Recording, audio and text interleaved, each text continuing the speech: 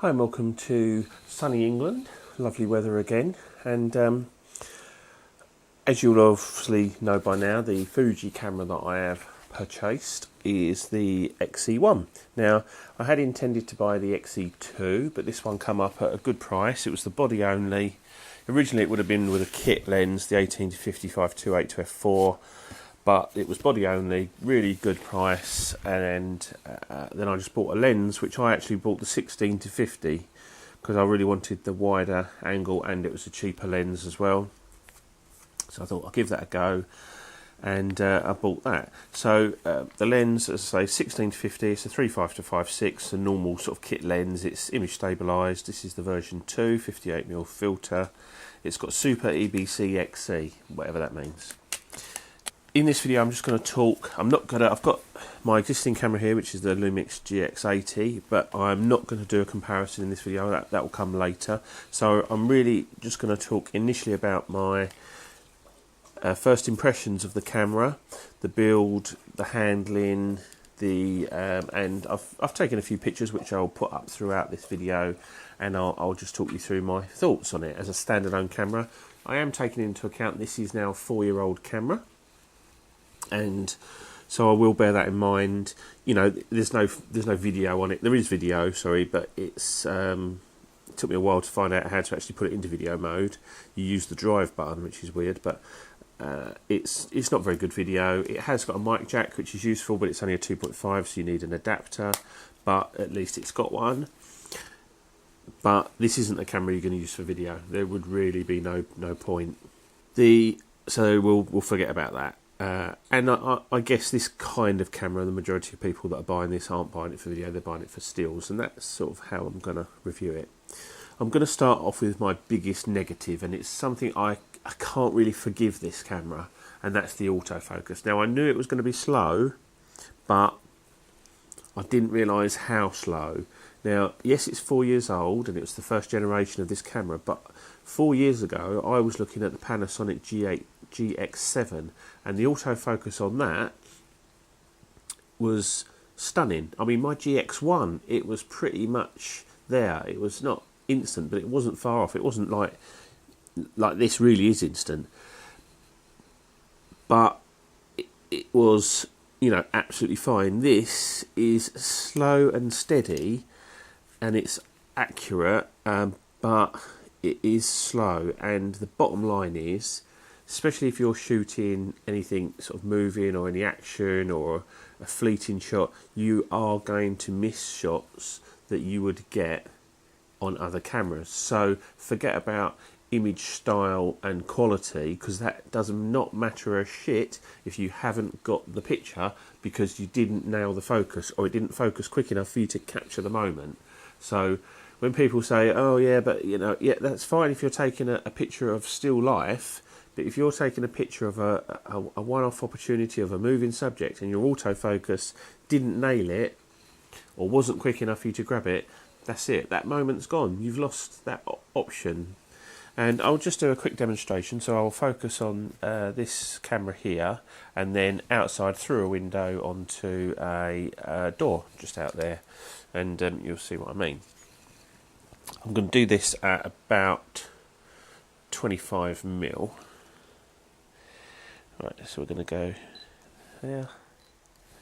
I'll move once I get the bleep confirmation. I'll move.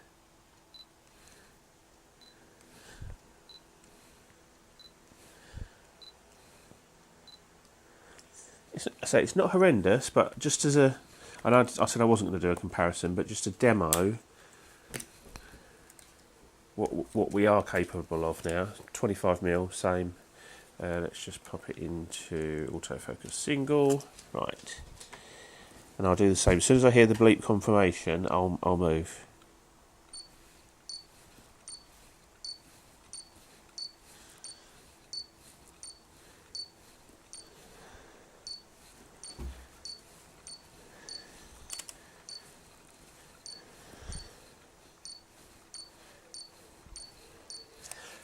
There's your difference. And to me, that is so important, and that was why when I actually sold the GX7 and one of the reasons I loved it so much was because of its ability to do what you want when you want.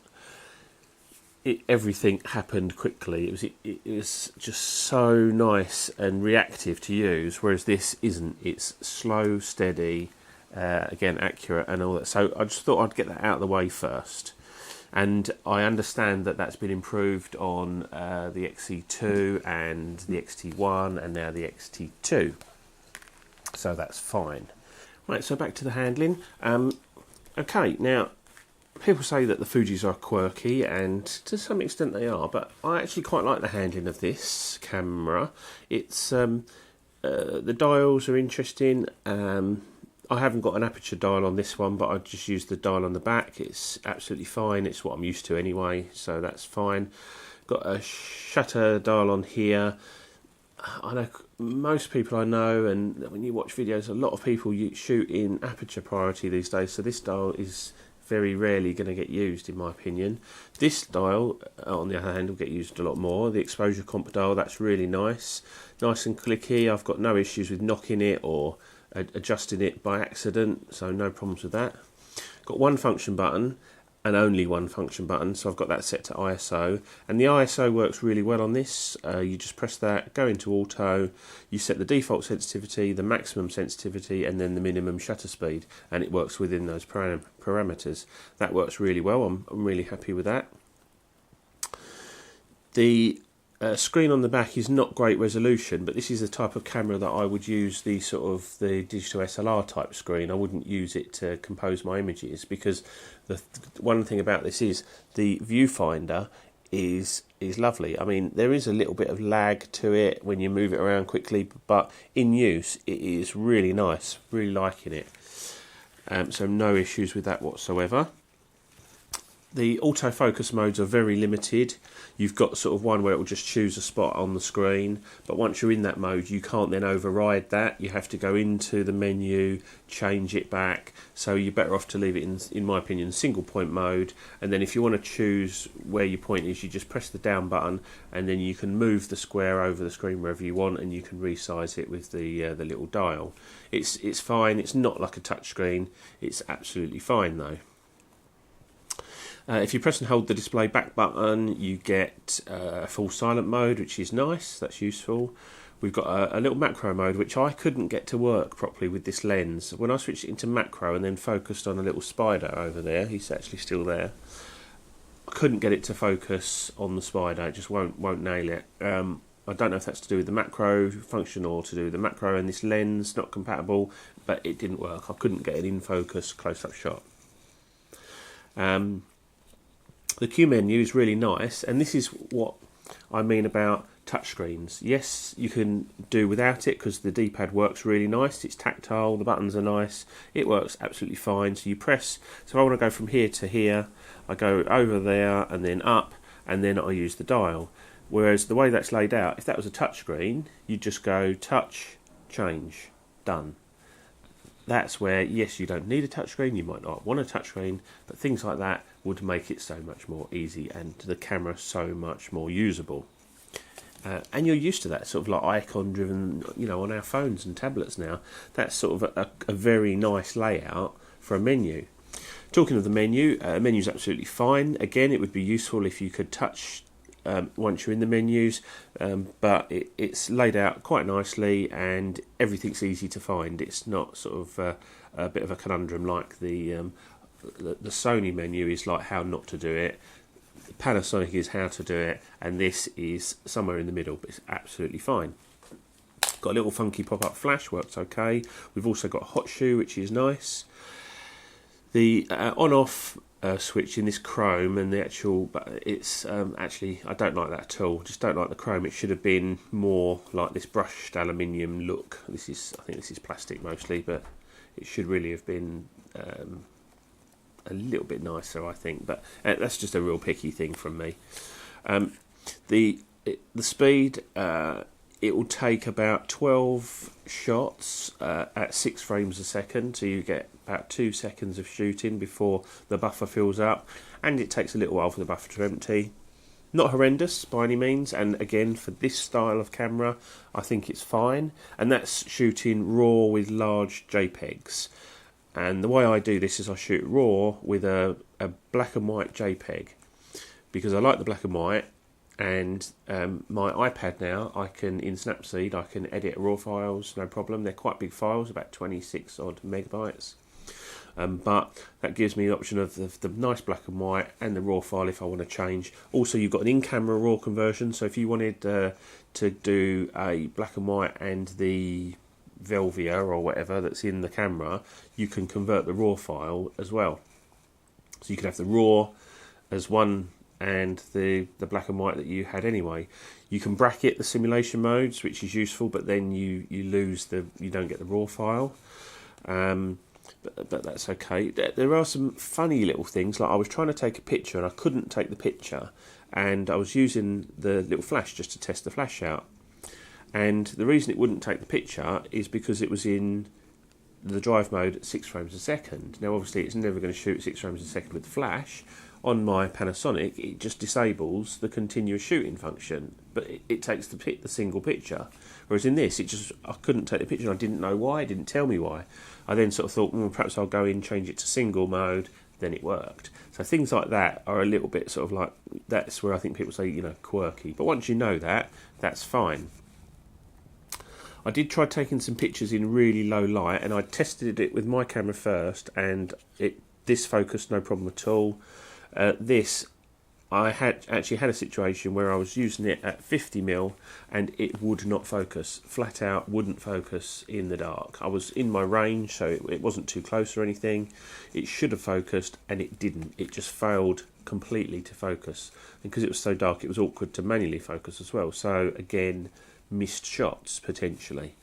So this is real world stuff now. We're not talking about specs, we're talking about actually missing photos because there is a shortfall in the autofocus system.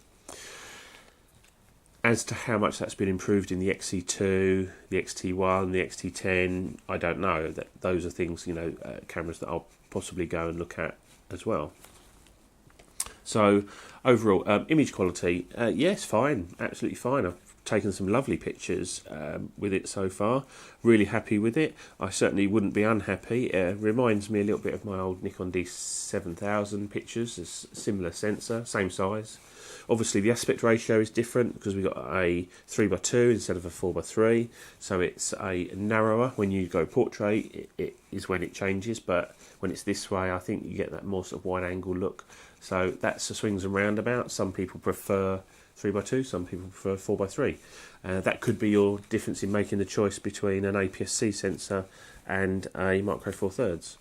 With regards to depth of field, you're only talking one stop difference in depth of field. There's not a great deal in it. You can easily achieve shallow depth of field with Micro Four Thirds as you can with this. Yes, it is slightly easier with the same sort of fast lens, but it's certainly not difficult on Micro Four Thirds, so that wouldn't be an issue for me at all.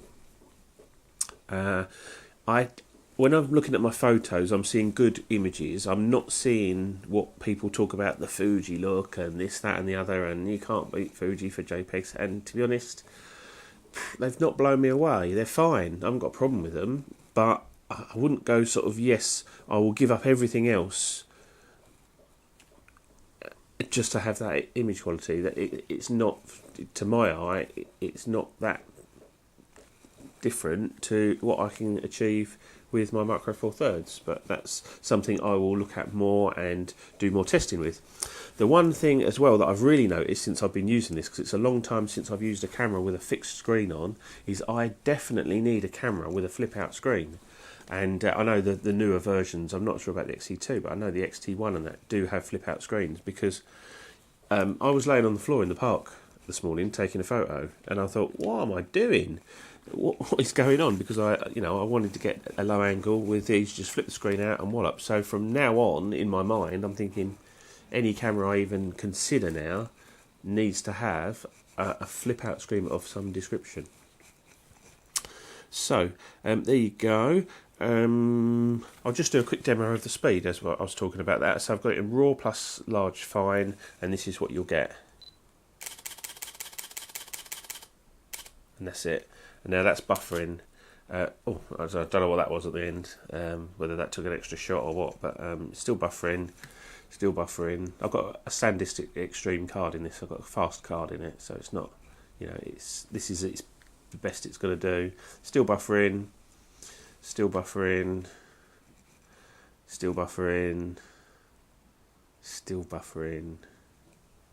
Done.